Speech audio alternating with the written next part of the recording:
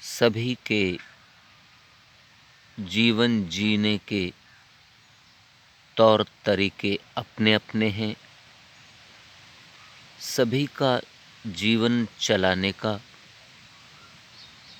जीवन को आगे बढ़ाने का नज़रिया अपना-अपना है। सब अपने-अपने हिसाब से अपनी-अपनी इच्छा के अनुरूप, अपनी-अपनी विचारधारा और सोच के अनुरूप अपने जीवन को आगे बढ़ाते हैं। सभी की अपनी सोच इसके पीछे रहती है कि कैसे कार्य किए जा रहे हैं। सभी अपने-अपने अनुसार कार्य करते हैं। सभी अपने-अपने अनुसार अपने जीवन की गतिविधियों को संचालित करते हैं। अपने-अपने हिसाब से कार्यों और गतिविधियों में संलिप्त होते हैं। उनमें से अनेकों जन ऐसे भी हैं जो अपने जीवन को सत्मार्गों, सत्कर्मों, सद्गुणों, सद्चरित्रों, महान कार्यों, सत्य, न्याय, धर्म, ईमानदारी, मानवता, शांति, अहिंसा, सरलता, सादगी, निश्चलता, निर्मलता जैसे महान गुणों को अपने शरीर में, अपने जीवन में भरकर अपने जीवन को सुंदर और अद्भुत बना लेते हैं।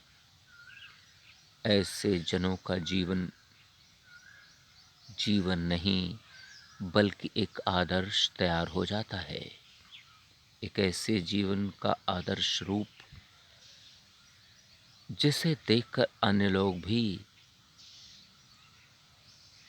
उनके पीछे चलकर, उनका अनुसरण करके अपने जीवन को भी उसी अनुरूप सुंदर बना लेना चाहते हैं। अनेकों लोग उनके पीछे चलकर उनके पद चिन्हों का अनुसरण करते हैं। परंतु अनेकों जन ऐसे भी हैं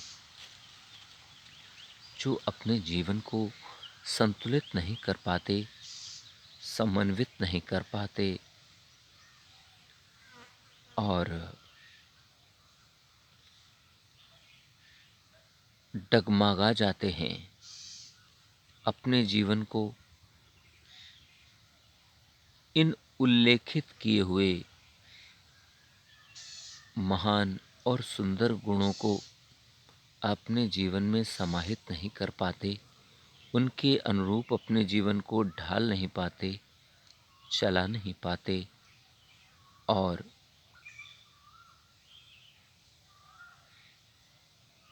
इनके विपरीत जाकर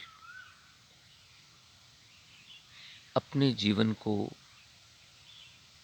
उन गड्ढों में, उन खंदकों में, उन खाइयों में जाकर उलझा और फंसा लेते हैं, जहाँ पर केवल और केवल पतन है, जहाँ केवल और केवल अंधियारा है, जहाँ केवल और केवल नुकसान है। यद्यपि कि इन नुकसानों का, इन खंदकों का आभास तुरंत नहीं होता, पर वास्तविक रूप में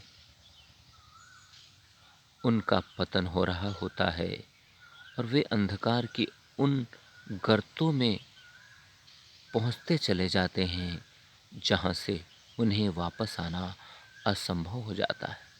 इसलिए अपने जीवन को संतुलित और समन्वित करना बहुत ज़रूरी है।